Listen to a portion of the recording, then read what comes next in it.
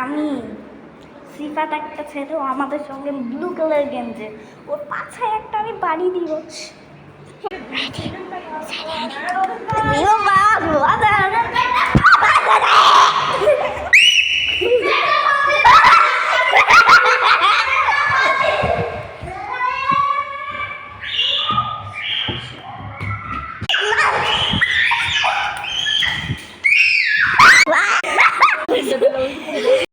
ও আমাকে মারছে, আমি